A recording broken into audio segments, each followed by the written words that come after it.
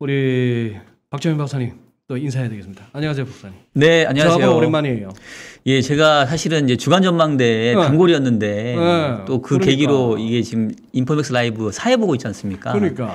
화요일 날 MC를 보다 보니까 아유, 정작 주간 전망대에는 이제 못 나왔었단 말이에요. 네. 근데 이제 오늘 제가 작정을 하고 나왔습니다.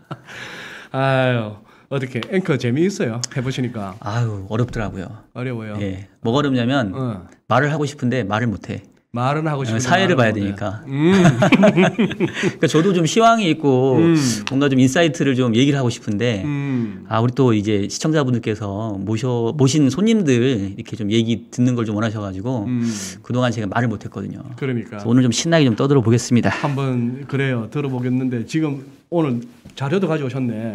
미국채 금리 상승과 달러 강세 언제까지 이어질까?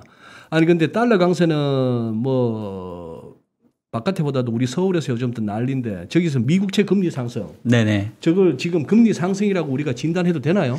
사실은 제가 봤을 때는 그냥 애교 수준인데. 애교 수준인데. 예, 애교 수준인데 뭐 자연스럽게 말씀하셨으니까 미국채 금리 한번 일단 보여드리고 그러시죠. 말씀드릴게요. 지금 이제 가져온 차트 지금 화면에 보이실 것 같은데 이게 그 올해 초에 미국채 10년 금리가 0.9%에서 시작을 해가지고 네. 3월 말에 1.77%까지 올라갔단 말이에요. 그렇죠. 그러면서 이제 뭐 난리가 났었죠. 뭐 인플레이션이 온다, 뭐 경기가 뭐 엄청 좋아진다, 긴축이 시작된다 이러면서 미국 금리가 급등을 하면서 이제 주식시장도 상당히 좀 안 좋았었고요.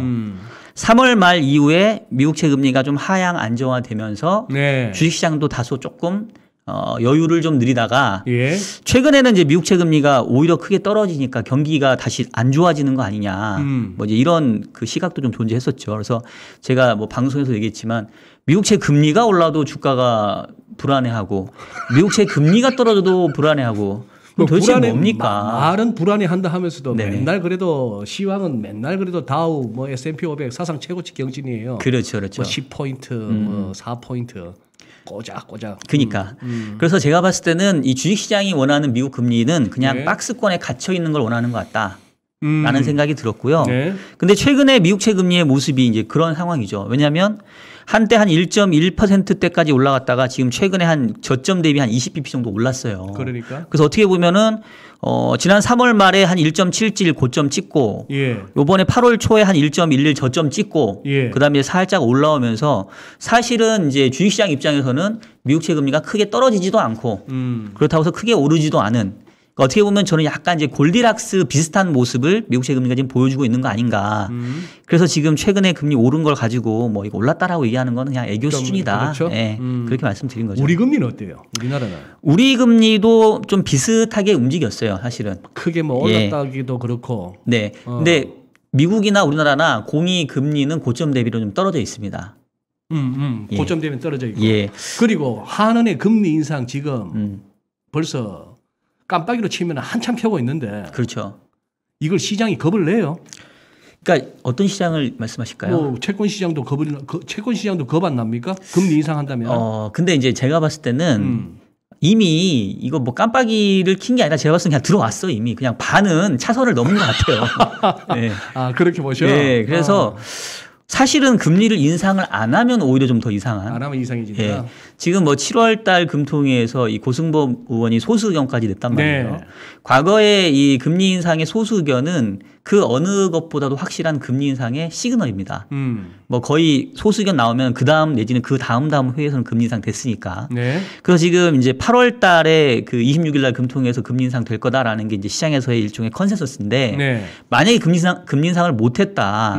그러면 이제 오히려 좀 애매해지는 거죠. 애매해지는 거다. 네, 뭐 채권 시장이 금리가 빠지는 걸 떠나서 아니 이렇게 다 멍석 깔아놨는데 금리를 못 올린다고 한다면 정말로 이제 우리 경제에 뭔가 이 정도 시그널을 줬음에도 불구하고 금리를 못 올릴 정도의 경제가 취약한 거 아니냐.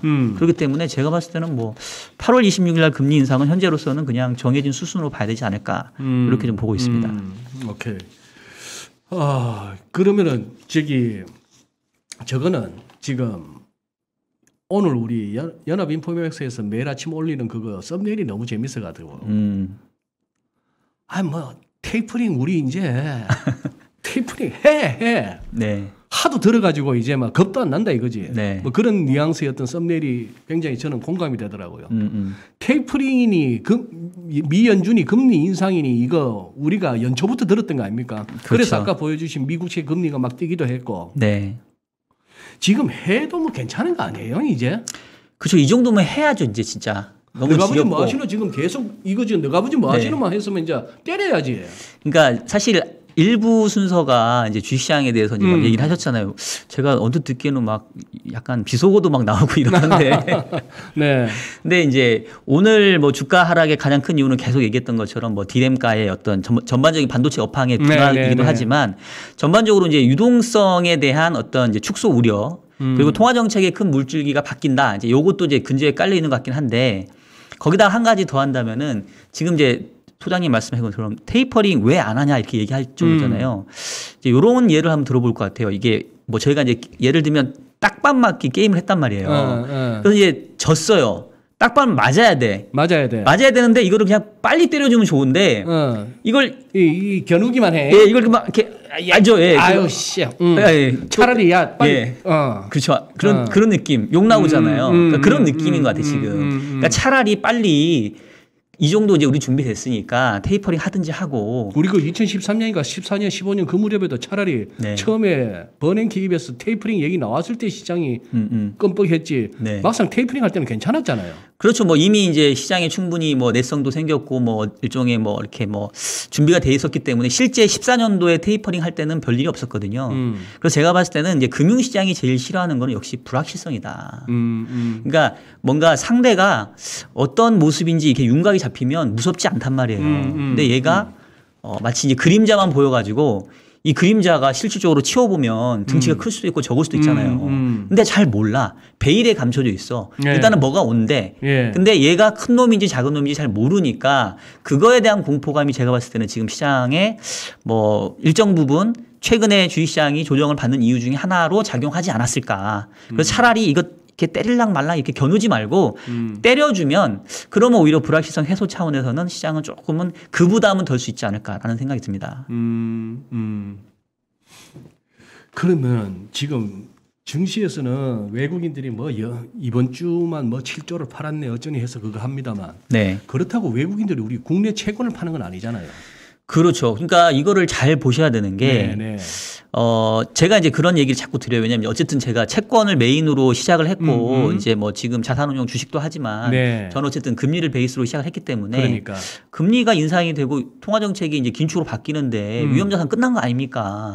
뭐 부동산 주식 뭐 비트코인 이런 거 다 팔아야 되는 거 아닙니까라는 질문을 제일 많이 받거든요. 근데 이제 제가 항상 드리는 말씀이 뭐냐면 결국은 수준의 문제다. 수준. 금리도 수준의 문제고 유동성도 수준의 문제고 지금 테이퍼링 한다고 하지만 냉정하게 따져보면 여전히 유동성 너무 많아요. 예. 그잖아요.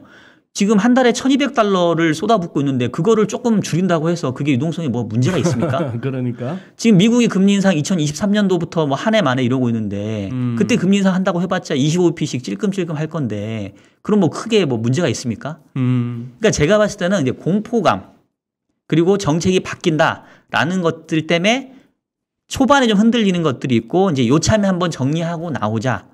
이제 이런 것들이 제가 봤을 때 제일 큰 것 같단 말이에요. 우리가 정말로 이제 조심해야 될 때는 뭐냐면 금리 레벨도 높아지고 유동성도 정말로 흡수돼야 될 때고 그러면 이제 뭐 주식이건 채권이건 이제 모든 자산이 다 우르르 빠지는데 최근에 긍정적인 모습은 지금 외국인들이 국내 주식 팔고 나갔잖아요. 그럼 채권은 어떠냐 봐야 되잖아요. 그러니까? 채권 사고 있단 말이에요. 규모는 어느 정도? 규모를 제가 오히려 숫자를 주식 순매도보다 더 커요. 더 크지 않나요? 예, 제가 한번 숫자를 보여드릴게요. 요거네. 요거 장표를 보시면 그 한국은행이 매달 뭐 금융시장 동향이라는 걸 발표를 합니다. 7월달 금융시장 동향 발표 자료를 보니까 7월 한 달 동안 외국인이 3조 7천억을 샀어요. 팔았어요. 주식을. 10억, 100억, 1000억 조. 3조. 예, 3조 7천억 정도. 예. 근데 채권은 보시면은 9조 3천억을 샀습니다. 그러네요. 그래서 결과적으로는 5조 5천억 정도가 인플로우 상태인 거죠. 네트로는 그 한국에 대한 금융시장에서는 외국인은 순매수를 보여준 거죠. 7월은. 네, 7월은. 6월도 네트로 하니까 와. 8조 8천억. 예. 네. 그래서 사실은 지금 외국인들의 채권 보유 잔액은 거의 이제 200조 원 정도에 가깝게 이르고 있어요. 예. 그러니까 이제 제가 드리고 싶은 말씀은 뭐냐면 셀 코리아는 아니다. 그러니까. 전체적으로 뭐 유동성이 말려가지고 모든 자산 다 팔아가지고 그냥 달러로 빨리 챙기자 이거는 아니다라는 거고 뭐 섹터의 문제, 뭐 시장의 밸류에이션 문제, 뭐 이렇게 봐야지 뭐 전체 시장 끝났다. 이제 유동성 장세는 이제 뭐 파티가 끝났다. 이렇게 보기에는 제가 봤을 때 또 너무 호들갑인 거 아닌가. 호들갑이 아닌가. 이런 생각이 들어요. 야, 저 숫자를 보는 순간에 환율이 이해가 안 되네. 우리 무역수지 경상수지 흑자에 네. 외국인들 우리 국내 들어오는 돈이 팔고 나가는 돈보다 더 많다고 봐야 되고 또 판다고 해서 그걸 들고 당장 나갈지 붙들고 있다가 다시 또 진입할지도 모르는 그런 판에 그렇죠. 왜 환율이 빠져? 왜 환율이 올라? 그러니까 진짜? 이제 저도 환율은 사실 우리가 오늘 방송이 제가 봤을 때는 거의 패키지 종합 선물 세트인 방송이잖아요, 지금. 뭐 순서가. 그럴 수밖에 없는. 네. 1부가 이제 주식 얘기하고 네. 2부가 금리 환율, 3부가 또 매크로 해 주실 건데 뭐 금리 얘기는 제가 한번 쫙 풀어 드리고 환율은 사실은 우리 또 소장님만한 전문가 없으시니까 그건 과찬이시고. 예. 네. 제가 이따가는 환율 여쭤볼게요. 예. 제가 이제 뭐 여기 사회도 보니까 넘나들면서 예. 환율은 이따가 좀 하이브리드다. 뭐 이제 사회를 좀 보니까 좋습니다. 그래서 일단 금리 먼저 한번 훑어보시고 그러니까 저도 여쭤보고 싶어요. 실질적으로 물론 8월 달은 외국인이 지금 8월 달에서만 주식 한 7조 원 정도 순매도 했으니까 그래? 채권을 8월 들어서 그만큼은 사진 않았어요. 그러니까 8월만 놓고 보면 분명히 외국인이 주식을 더 팔았다. 채권 산 것만큼은. 근데 그렇다고 해서 환율이 이렇게 막 20몇 원 정도 이렇게 튈 정도냐. 뭐 그거는 사실 저도 조금 갸우뚱한데 그 견해는 제가 이따가 소장님께 한번 여쭤보도록 하겠습니다. 오케이, 예. 일단 외국인의 채권 매수는 계속 되고 있다. 여기서 저한테 탁 다가오는 멘트는 셀 코리아는 아니다. 네네네. 오케이. 네. 좋아요. 그러면은 보자. 아씨, 이게 말로 먹고 사는 사람은 원래 그래요. 자기보다 말 잘하는 사람 나오면 약간 이렇게 좀 멍해지거든요. 내가 어지간한 패널 분들 모셔갖고 말이 막힌 적은 없는데 우리 박종현 박사 오니까 내가 뭘 또 여쭤봐야 되나 지금 갑자기 머릿속이 하얘지네. 네. 아니 뭐 그래서 한번 사회를 한번 보셔. 그럼. 지금요? 네, 내가 지금 멍해졌어. 아니 제가 사실 이제 오늘 자료를 준비는 했는데 제가 꼭 얘기하시. 안에 질문 생각났어. 잠시 멍해졌어. 아니 며칠 전에 CPI 나오니까 미국 CPI 나오니까 특히나 거는 CPI, 코어 CPI가 전월비 뚝 떨어졌다고. 그거 봐 연준이 맞잖아 이랬다고 며칠 전에. 네네. 근데 어제 나온 PPI는 또 아니던데. 그렇죠. 역대 최고치던데. 예 맞아요. 지금 미국 그러면 인플레 부분은 어떻게 판단하세요? 그러니까 제가 봤을 때는 그 인플레라는 거를 이제 어떻게 정의하냐인데 지금 뭐 파월도 그렇고 뭐 옐런 의장도 그렇고 물가가 지금 오르는 건 맞는데 당분간은 높은 수준을 유지하겠지만 결국 떨어질 거야. 그래서 지금 일시적이라는 얘기를 지금 하고 있는 거고요. 네. 반대로 야 무슨 소리야 물가 상승이 왜 일시적이야라고 얘기하는 뭐 레리 서머스라든가 레리 핑크 이런 회장들이 얘기하는 거는 물가의 절대적인 수준이 매우 높잖아. 그러니까 제가 봤을 때는 일종의 반컵의 물 같아요. 뭐 반밖에 안 남았다, 반이나 남았다 그 얘기. 그러니까 둘 다 틀린 얘기는 아니거든요. 네. 일단 제가 미국 물가 차트를 한번 보여드리면서 말씀을 드릴게요. 예. 지금 이거는 이제 미국의 그 CPI 전년 동월비 상승률입니다. 전년비니까 5.4%겠고. 네. 지금 지난달 6월에도 5.4 나왔고 네. 요번에도 5.4가 나왔단 네. 말이에요.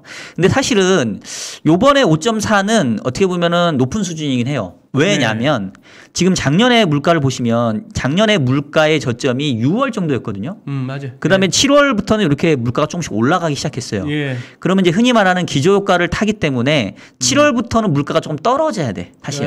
예.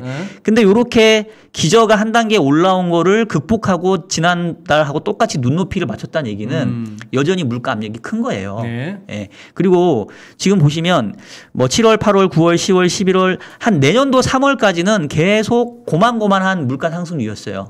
그 얘기는 기저효과를 탄다 하더라도 이 미국의 소비자 물가 상승률이 적어도 내년도 3월까지는 뭐 예를 들면 한 3%대 뭐 요 정도까지는 팍 안 내려옵니다. 그냥 아주 그냥 흘러내리는 정도, 완만한 정도로 떨어질 거예요. 네, 떨어지긴 네, 해도. 그렇겠죠. 그러면 그 반컴회불에서 반밖에 안 남았다. 즉 이거 인플레 일시적이야라고 보는 사람은 거봐. 그래도 고점 찍고 조금씩 떨어지잖아. 라고 주장을 할 거고 아니야. 여전히 높아라고 얘기하는 사람들은 떨어져 봤자 4%대 물가가 계속 연말까지 이어지는 거 아니냐. 내년 3월까지 가는 거 아니냐. 그러면 사실은 이제 네가 맞냐 네가 틀리냐 이렇게 제가 봤을 때는 딱 답을 내려주기는 어렵다고 봐요. 근데 이제 제가 중요하게 생각하는 건 뭐냐면 우리가 물가를 보는 이유가 뭐겠습니까? 결국 통화 정책 때문에 그렇거든요. 연준이 이 물가를 보고 야 이거 우리다 이러다가는 진짜 우리 본분이 물가 못 잡겠다. 빨리 서둘러야겠다. 요런 생각을 할까봐 우리가 지금 물가를 보는 거거든요. 근데 최근에 일종의 매파 위원들이 많이 돌아선 거는 맞아요. 그러니까 지금 뭐 계속 뭐 로버트 카플란이라든가 뭐 또 몇 명 몇 명 있잖아요. 제 이름 갑자기 생각이 안 나는데 하물며 우리 제임스 블러드 총재까지도 그 양반은 워낙 왔다 갔다 하시는 분인데 예. 그분조차도 올해 가을에는 테이퍼링 시작해야 된다. 글쎄. 네, 그런 얘기를 한단 말이에요. 네. 그러면 제가 봤을 때는 물가가 여전히 뭐 일시적 상승인 거 맞고 떨어지는 건 맞지만 일단은 테이퍼링을 빨리 해야겠다라는 어떤 압박감을 연준이 준 건 사실이에요. 이번에 물가 지표가 이번에 물가 지표가 특히나 이제 고용 지표까지 되게 잘 나왔기 때문에 네. 그래서 최근에 조금 시장이 좀 놀란 부분. 미국 시장은 걱정 안 해. 어차피 우리가 걱정하는 거는 이제 우리를 포함한 이제 신흥국 비달러화 자산인데 미국을 제외한 다른 신흥 국가들에게는 어쨌든 간에 기존보다는 물가지표 발표 이후에 테이퍼링이 조금 빨라지고 연준에서 매파적인 사람들의 목소리가 커졌다라는 거 측면에서는 분명히 시장에 조금의 영향을 주는 거는 받아들여야 된다. 근데 이제 제가 얘기하고 싶은 거는 그렇다고 해서 유동성 상승 끝이냐? 그건 아니고 일정 부분 조정받을 정도의 빌미는 우리가 인정해야 된다. 그런 관점인 거죠. 그런 관점이다. 우리 많은 분들이 그러시네. 사회 볼 때보다 이게 낫다고. 아 그래요? 이게 오늘 완전 물 만난 고기 같아. 뭐 채팅창이 안 보니까 좀 답답하네. 전문 분야만 얘기하라니까 막 네. 활활 나오는데. 예. 아유 그러면은 지금 미국 입장에서 그러면은 달러가 강이 좋아요, 약이 좋아요. 박사님 생각하시기에 짐작하기에 네. 미국 입장에서. 근데 사실은 지금 달러가 달러 인덱스 기준으로 90 바닥 찍고 한 94 이 정도이지 않나요? 이제 아니요, 지금 이제 92대 후반. 92대 후반인가요? 네. 그러니까 제가 94 정도까지도 생각했는데 그것보다 아니잖아요. 아, 그까지도 못 갔어요. 그럼 사실은 달러가 그렇게 강세는 아니잖아요. 그렇게 강한 것도 예. 아니죠. 그러니까 지금 엄밀하게 보면은 달러화의 강세가 아니라 신흥국 통화의 약세예요. 그렇죠? 그러니까 그 선진국 통화를 베이스로 하는 달러 인덱스 자체는 그렇게 크게 많이 안 올랐고 네. 반면에 이제 뭐 원화라던가 다른 뭐 신흥국 통화들 이런 쪽에서의 통화 가치가 많이 떨어진 거죠. 그래서 그거는 제가 봤을 때는 미국 경제에는 뭐 그렇게 크게 별 영향은 없을 것 같아요. 지금의 달러 강세를 미국이 부담스러워한다? 뭐 그 정도까지는 아닌 것 같고 그렇다고 해서 뭐 달러 약세를 견인하기 위해서 뭐 통화 정책을 긴축을 늦춘다? 뭐 이것도 아닐 것 같고 제가 봤을 때는 지금 미국은 그냥 자기네들 경제 봤었을 때는 너무 좋은 상태. 왜냐하면 고용지표 지금 고용지표도 보여드릴까요? 2달 연속 90만 건이 넘었어요. 그러니까. 예, 비농업 일자리 수가. 예. 그리고 실업률도 많이 5.4%까지 떨어졌어요. 그러면은 연준 그 맨데이트로 얘기하는 뭐 완전 고용하고 이 물가 2%대에 어떻게 보면 이제 딱 정착시키는 거. 그러면 사실은 목표대로 지금 잘 가고 있는 거예요. 그리고 물가는 지금 수준이 높아져 있지만 평균 물가 목표제라며요. 작년에 얘기했잖아요. 과거에 물가가 2%를 밑돈 적도 많았으니까 앞으로 2%를 윗도는 적도 많아져야 그래야 평균적으로 2% 물가가 맞춰진다. 그동안 우리 중앙은행이 디플레이션과 싸우기 위해서 엄청나게 고생했기 때문에 어쨌든 연준 입장에서는 야 잘됐다. 이제 디플레이션 좀 벗어났구나. 지금 인플레 오는 거 조금 냅두자. 왜냐하면 인플레가 온다고 치면 우리 그거 잡는 건 선수야. 뭐 우리는 그거 전공이야. 이러고 있는 애들이거든요. 그래서 제가 봤을 때는 가장 이제 큰 문제가 지금은 옛날에는 미국 쫓아서 신흥국이 갔거든요. 근데 지금은 이제 미국하고 신흥국 좀 다르게 봐야 될 겁니다.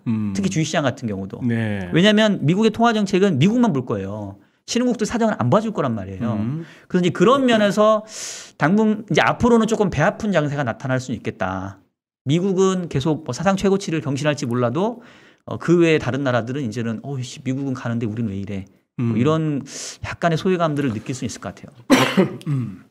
우리 박정현 박사 학위를 경제학으로 받으셨어요? 경영학으로 받으셨어요? 정확하게 얘기하면 저는 파이낸스 재무로 받았고요.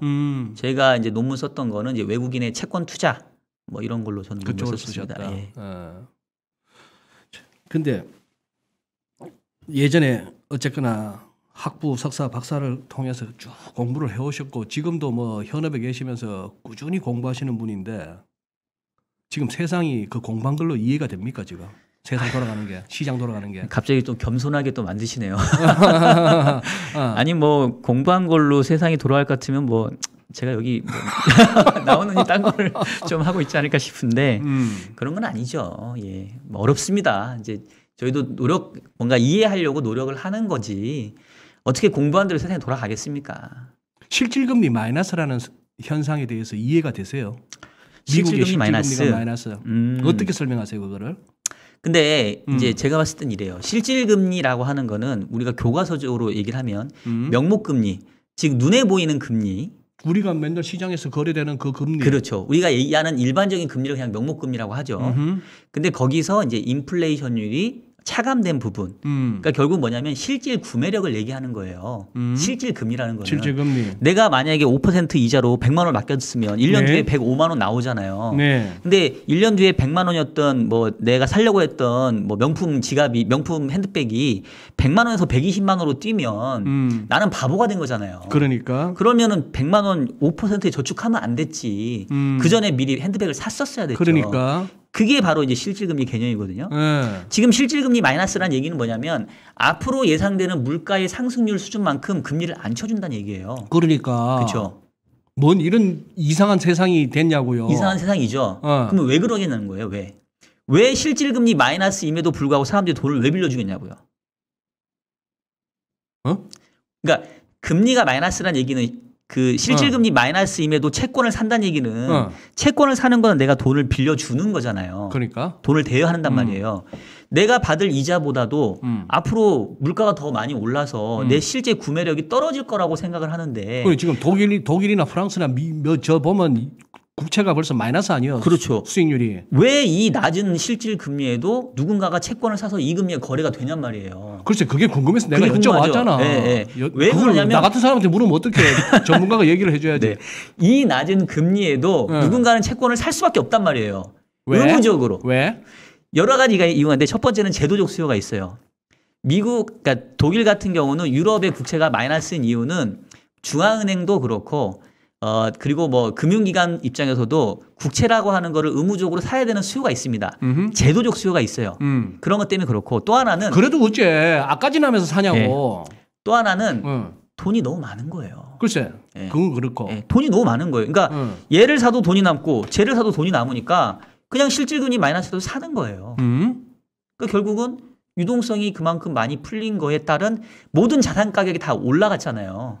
돈 가치가 떨어졌잖아요. 그 돈 가치가 떨어진 것도 채권 시장에 그냥 영향을 주고 있는 거죠. 왜냐하면 실질금리가 마이너스란 얘기는 원래는 적어도 물가 수준보다는 금리가 높아야 되는데 그보다는 금리가 낮다는 얘기잖아요. 금리가 낮다는 얘기는 채권 가격이 훨씬 비싸게 거래되고 있다는 얘기잖아요. 그러면 그 비싼 채권을 누군가 사고 있다는 얘기잖아요. 네. 왜 사냐고 왜? 돈이 너무 많으니까. 중앙은행 미국이 갑자기 목소리가 커지네 오늘. 미국 중앙은행이 한 달에 1,200억 달러씩 사주잖아요. 누군가가 열심히 사고 있으니까 이 말도 안 되는 금리가 유지되고 있다고요. 아니 오늘 1부 때 텐션이 너무 높아가지고 저도 약간 좀 분위기가 저 원래 이렇게 좀 큰 소리 내는 사람은 아닙니다, 여러분. 그래요. 네, 소장님. 네. 그러면 느낌상 네. 그러면 이제 금리 뭐 그러면 이제 어차피 답 없는 시장이라서 그냥 그냥 훅 들어갈게요. 네네. 미국 이러다가 미국채 금리 우리 연초만 하더라도 이거 뭐 2% 간다 그랬잖아요. 10년물. 네네. 어디까지 보세요, 그럼? 결론부터 얘기하면 고점 봤다. 아하. 3월 말에 이미 고점 봤다. 그러니까 요번 사이클에서는 이미 고점을 봤다라고 생각하고요. 저점도 봤다. 저점도 봤다. 네, 네. 저는 딱 그 박스권 봐요, 박스권. 그러니까 그렇다고 1% 밑도 과한 거고. 그렇죠. 그렇다고 야가 뭐 지난번 봤던 1.77 넘어서 2% 가는 것도 아닌 것 같고. 그렇죠. 그러니까 이제 그 인플레가 아무리 현실화돼도. 네네. 그러니까 제가 그 사회 보면서 이제 유동훈 본부장하고 계속 이제 조금 뭐 시황을 많이 교류를 했었는데 네. 우리 유동훈 본부장이 계속 주장하는 게 골디락스예요. 맞아요. 네. 그러니까 저도 생각이 드는 게 우리가 이 코로나 오기 전까지만 하더라도 수년 동안 디플레이션에 대한 우려를 달고 살았단 말이에요. 그러니까 이렇게 돈을 푸는 와중에도. 예. 그리고 인플레는 사실은 진짜 이게 몇 년 만에 오는지 인플레인지 모르겠어요. 지금 다들 중앙은행가들이 인플레 좀 와도 하는 거 아니에요 지금? 맞아요. 예. 네. 그러니까 그만큼 이제 무서운 관성이 있단 말이에요. 그리고 그냥 가만히 냅두면 뭐 흔히 말하는 고령화 어떻게 할 거예요? 기본적으로 저성장 구조 가잖아요. 그거 어떻게 벗어날 수 있겠어요, 그거? 그래서 제가 봤을 때는 뭐 고령화 문제도 있고 그다음에 어떤 기술의 혁신 뭐 이런 것들 때문에 예전에 비해서는 생산 단가가 훨씬 떨어져 있어요. 제가 뭐 맨날 얘기하는 게 저 요즘에 옷 사러 가면 지금도 티 한 쪼가리에 10,000원이에요. 청바지 한 장에 30,000원이면 산단 말이에요. 그러니까 그러면 이게 물가가 오른 거냐는 거죠. 그 가격은 10년 전, 20년 전에도 그대로였는데, 그러니까 물가가 안 오르는 건 주라고 안 오르고, 네. 물가가 오르는 거는 공급이 가격에 비해서 비탄력적인 거, 공급이 제한적인 거. 네. 그러니까 뭐 부동산 뭐 이런 게 오르겠죠. 공급이 제한적이니까. 근데 전반적인 이 물가의 여건 자체는 뭐 옛날처럼 인플레이션을 크게 보기에는 저는 쉽지 않다라고 봅니다. 우리 지금 유동훈 본부장 지금 예. 채팅방에 박정희 박사님 감사합니다 했어. 아니, 뭐 이렇게 또 이것까지 모니터링하고 계셔. 본인 욕할까봐 그런 거 같은데. 그러니까 그러면 환율은 어디까지 보셔? 환율이요? 네. 환율은 이제 이제 소장님 순서로 좀 넘어갈까요? 제 얘기 마무리하고. 우리 지금 약간 합의 맞은 거죠? 예. 알겠습니다. 그러면 제 마음을 할게요. 그러니까 결국 미국채 10년 금리가 얘기하는 건 뭐냐면 인플레를 보려고 했더니 1.77 가서 맥혀요. 왜? 이때부터 연준이 긴축 스탠스를 드러내기 시작을 합니다. 그러니까 무슨 생각하냐면 채권 시장은 그래 연준은 연준이야. 중앙은행이야. 얘네가 인플레 올 때까지 좌시하지 않아. 이러면서 결국은 상당히 막혔어요. 네. 그러면서 이제 떨어졌는데 뭐 흔히 말하는 피크아웃 뭐 그리고 뭐 경기에 대한 불안감 뭐 코로나 이런 것 때문에 금리가 떨어져서 1.1까지 갔는데 그러면 그렇다고 해서 다시 그 어두웠던 시절로 돌아갈 거냐. 또 그건 또 아니잖아요. 그래서 제가 이제 고점도 받고 저점도 받다라고 하는 거고 미국채 금리의 움직임은 딱 골디락스에 해당되는 그런 모습을 보여주는 거예요. 사실 주식시장 입장에서는 그냥 제일 좋아할 그런 모습입니다. 더 떨어지지도 않고 더 올라가지도 않고. 그래서 제가 보는 미국채 금리에 대한 전망은 일단 고점은 봤다. 오케이. 그래서 더 높아지진 않는데 그렇다고 해서 1%를 깨고 내려갈 정도로 험악한 상황은 아니다. 그래서 대략 연말은 뭐 지금 수준 내지는 지금보다 살짝 낮은 정도 수준에서 마무리될 거라고 보고 있고요. 저는 뭐 이게 다시 금리가 테이퍼링 한다 해서 크게 상승할 걸로 보지는 않습니다. 자, 그럼 지금 예. 우리 유동훈 본부장님 다음으로 또 우리 곽상준 지점장님 네. 박종현 멋지다 하고 또 채팅방에 올리셨어. 아 이분들 예, 입금해드릴게요. 이게 나만 보는 게 아니구나. 이분들 다 보시는구나. 바쁜 양반들이. 네. 그래요. 자 그럼 빨리 이제 우리 지금 몇 분까지 할 수 있어요 지금? 16분인데. 우리 한 9시 반쯤에는 우리 또 한상환 박사님 모셔야 오케이. 되니까. 그러면 이제 사실은 이제 금리는 뭐 이 정도. 그래서 제가 봤을 때 이제 결론 뭐냐면 금리는 걱정하지 마시라. 지금 금리의 모습은 주식시장 참가자가 걱정할 정도 아니다. 아 지금 얼핏 들으니까 입에서 끝에 좀 찬찬히 말씀하셔. 아, 진짜 입이 보면은 알겠습니다. 하도해가 너무 좋아. 예. 조금 이제 천천히 하겠습니다. 그래서 이제 금리는 이 정도 얘기하고 제가 봤을 때는 지금 이제 환율이 이슈예요. 근데 그럼 이제 제가 지금부터 이제 사회자 모드로 좀 돌아서서 우리 이진 소장님. 네. 네네. 예. 맨날 이제 사회만 보시느라 또 자기 본인의 의견 얘기하기 좀 힘들어서 이렇게 기회가 없으셨잖아요. 사회가 편해요. 아 그래요? 책임도 안 져도 되고. 그렇습니까? 예.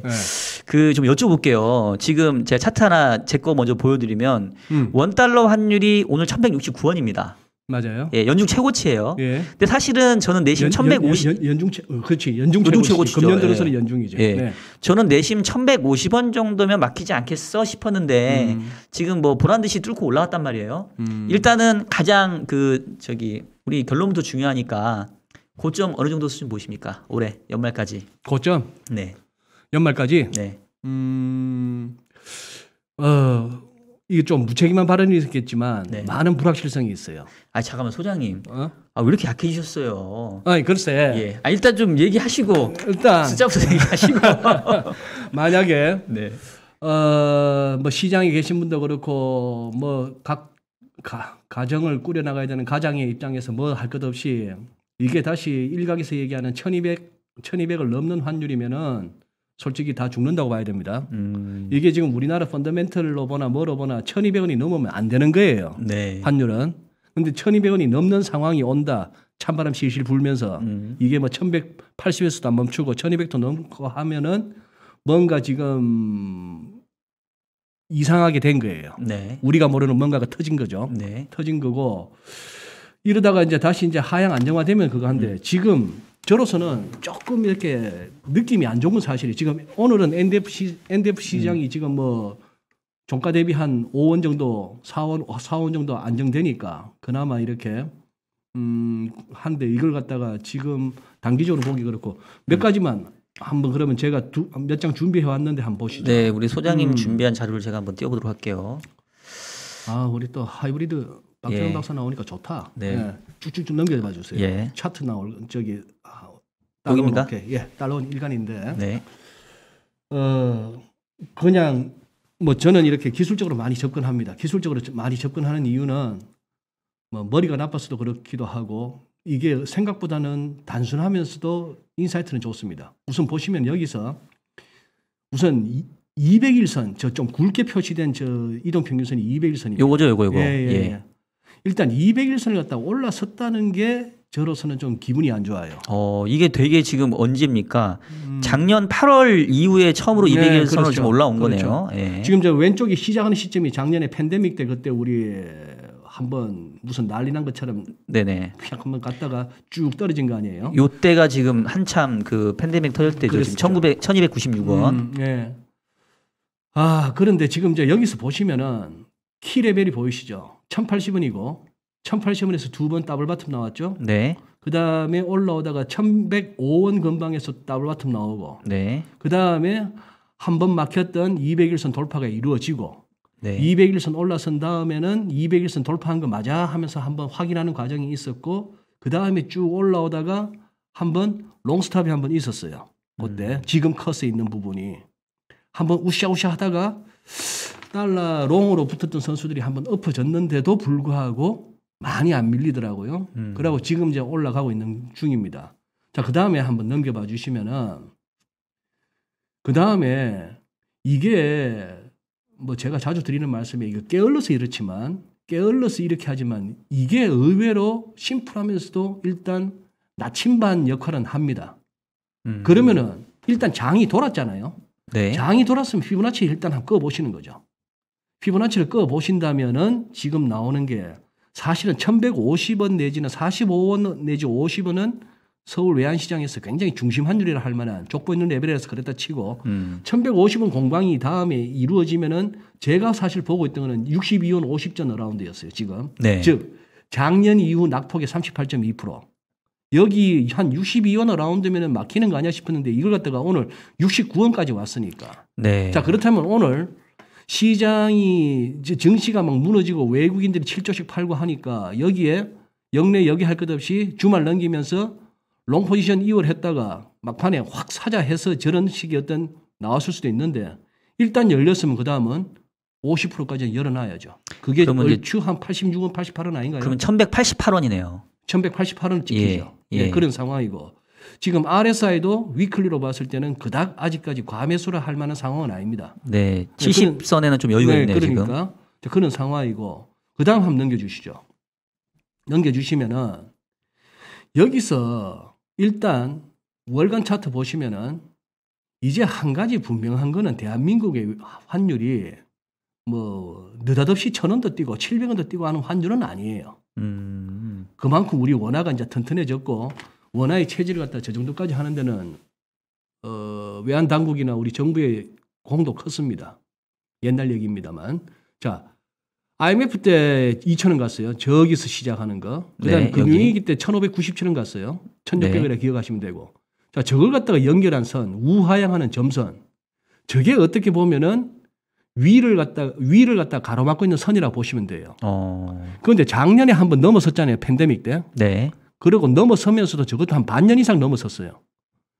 기술적 분석가들이 말하는 이른바 기술적 속임수, 테크니컬 휩소 중에서도 어마무시했던 거죠. 팬데믹, 코로나 같은 거는 생각지도 못했으니까. 그다음 환율이 쭉 밀렸어도 어떻게 됩니까?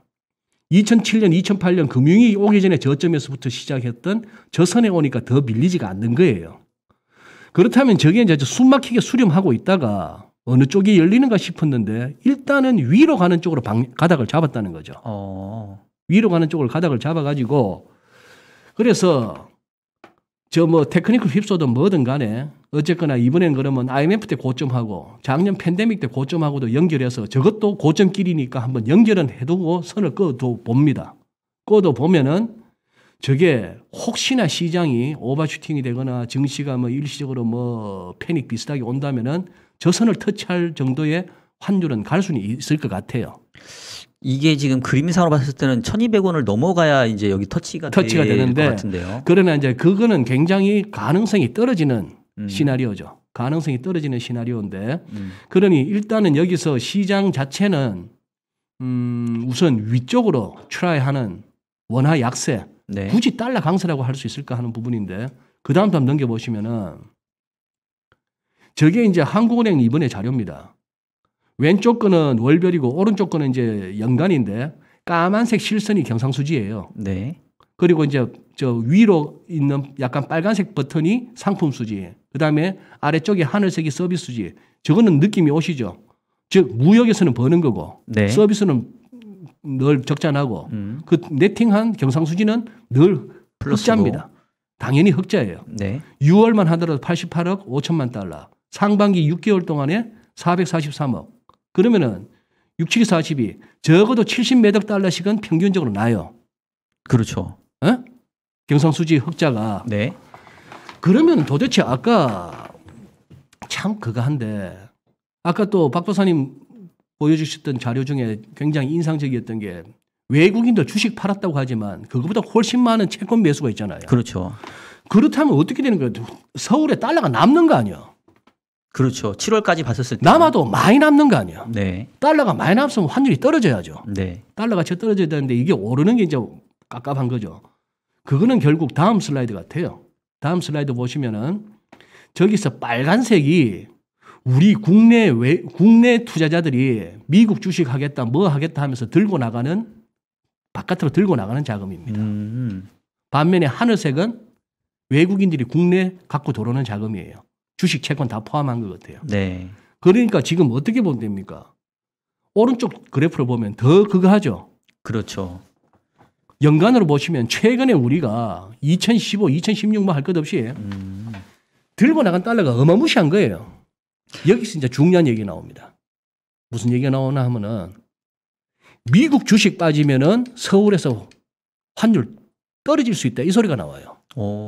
이해됩니까? 네. 미국 주식이 빠져서 우리 서학개미들이 전부 일제히 차익 실현하고 네. 뭐 차익 실현 차원을 넘어서 잘못하면 손절까지도 가면서 아, 자 미국도 털고 그러면 털었으면 달러 들여와서 원화로 환전하는 그 수요. 네. 그런 식이라서 저기가 외환 딜러들 사이에서는 꽤 오래됐어요. 즉 주식 사겠다고 미국 주식 사겠다고 들고 나가는 달러가 이렇게 많아가지고는 무역 수지, 경상 수지 뭐 암만 많아도 환율 안 빠진다 했는 거고 거기다가 딜러들 입장에서는 달러 인덱스 살피고 위안화 살피고 하면서 포지션을 잡고 이런 상황인데 최근은 지금 이제 외국인들이 순매도가 역성금으로까지 이어졌다고 하거든요. 딜러들이. 네. 그게 좀 찝찝한 거예요. 팔았다가 일시적으로 팔았다가 다시 사겠다면은 그게 달러 사서 나가는 돈이 아니겠죠. 그런데 딜러들 입장에서는 조금 역성금도 보이더라 하는 얘기입니다. 요금 그래서 지금은 조금 그간데 뭐 여기서 일단 1169원은 오늘 조금 과했던 것 같고 네. 지금 짚어지는 아까 그 정도의 테크니컬 레벨까지는 한번 80원대까지는 한번 시장 증시가 흔들릴 동안에는 좀 열어둘 필요는 있겠다는 생각이 들고 1180, 90 이상은 그 다음은 어떤 예측이나 전망의 영역을 넘어선다고 봅니다. 그때는 우리가 전혀 생각지 못했던 어떤 케이어스가 온다.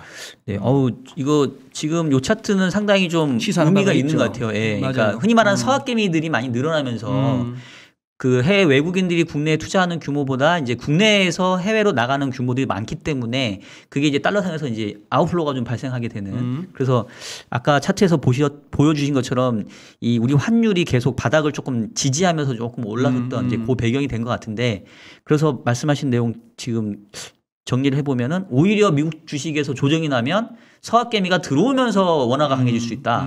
이건 그러면 거의 이제 일본과 비슷한 느낌으로 가는 거잖아요. 그렇게 되는 거죠. 예. 일본 맞아요. 일본과 비슷한 거고 그다음 한번 달러 인덱스 차트도 한번 살짝 보고 말씀드리면은 달러 인덱스 우리가 뭐 그런 거 합니다만 위클리 차트긴 합니다만 오른쪽 끝부분 보시면 최근 해봐야 뭐 그저 91에서 93 왔다 갔다 해요. 네. 왔다 갔다인데 이 부분은 지난주 출연하셨던 우리 시티은행 유현정 부장께서 아주 명확한 인사이트를 주셨어요.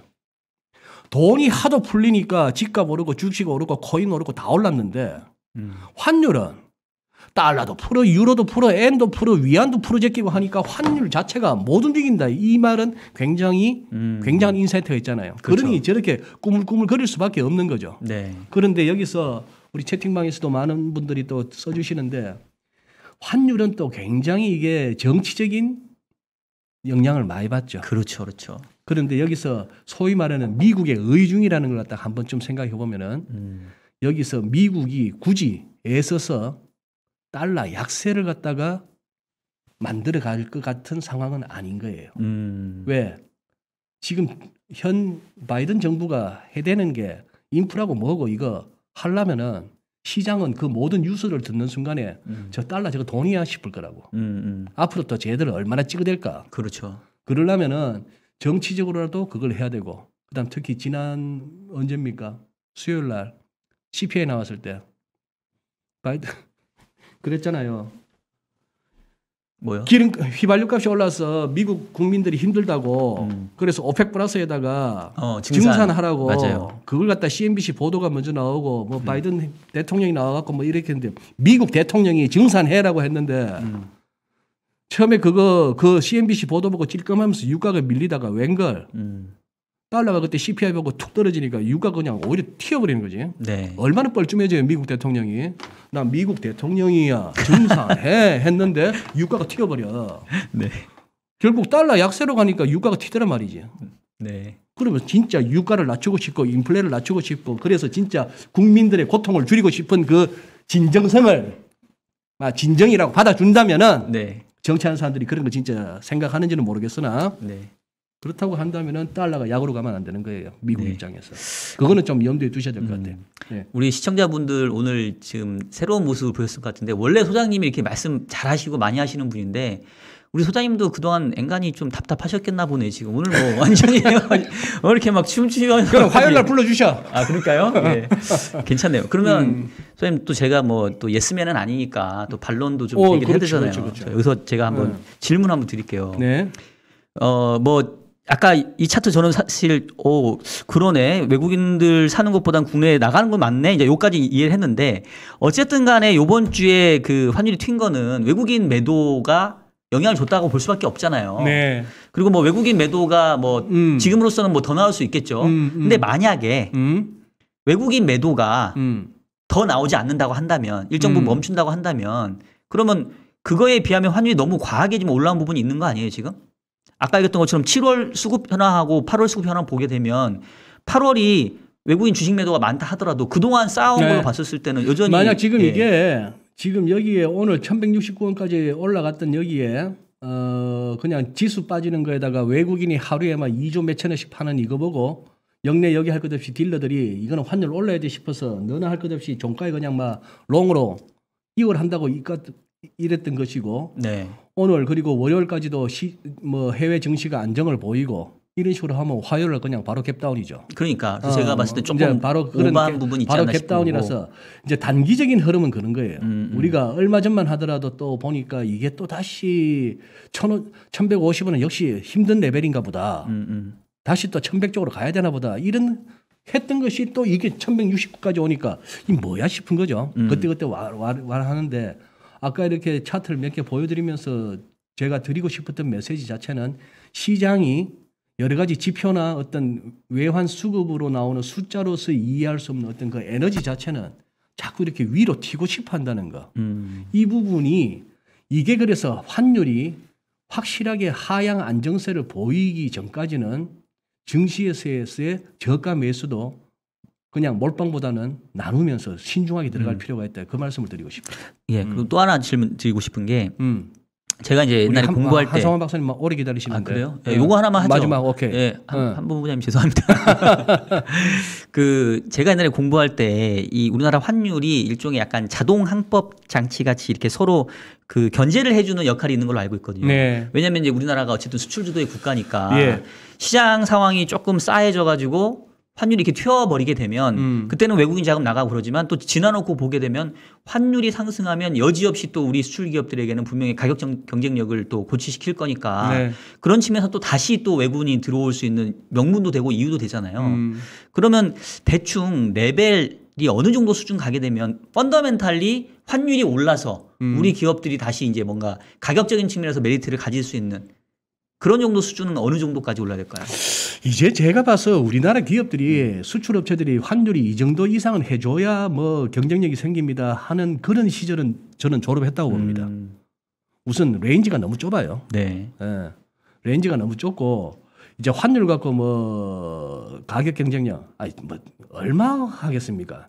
그러면은 뭐 1,080원일 때는 그러면은 일본제나 중국제보다 훨씬 경쟁력이 있고 1,180원 한 환율 100원 더 올랐다고 그러면 그러면 확 매출이 늘고 그런 시절은 아닌 것 같고 다만 한 가지 또 여기서 어차피 그냥 굵직굵직한 키워드만 말씀드릴게요.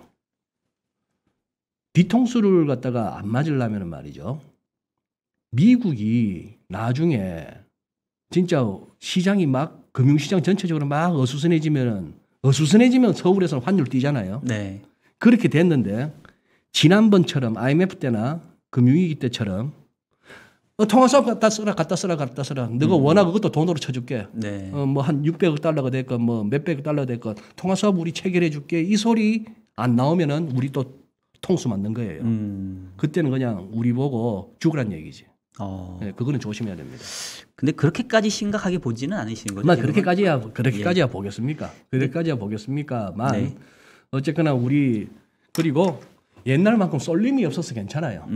우리 저 뭐 900원 깬다 익하다가 그때 저 뭡니까 1,500, 1,600원 근처가고 했을 때는 정말 엄청나게 쏠렸죠. 그렇죠. 있는 달러 없는 달러 다 내다 팔다가 저렇게 한번 거꾸로 했고 키코 같은 것도 막 무모하게 했을 텐데 요새 또 중국에 또 키코 나오네 증시에 이거 키코 이거는 거꾸로 읽으면 코키인데 딱 이거 코 끼는 거예요. 이런 게 시황이 나오면은 그 시장은 조금 약간 이렇게 경고 사이렌이 울린다고 봐야 될 것 같습니다. 네, 알겠습니다. 그래요, 우리 박 박사님. 네. 자주 모실게 제가. 자주 모실 테니까 뭐 우리 보니까 뭐 이렇게 안 나오던 생각도 막 떠오르네. 내가 박정희 박사 얼굴 보니까 네. 생각지도 안 했던 말도 막 티나고 하는데 우리 지금 한성환 박사님 기다리시는 분들이 너무 많아. 그렇죠. 제가 네. 빨리 퇴장을 하도록 하겠습니다. 그래요. 오늘 고맙습니다. 예, 고맙습니다. 네.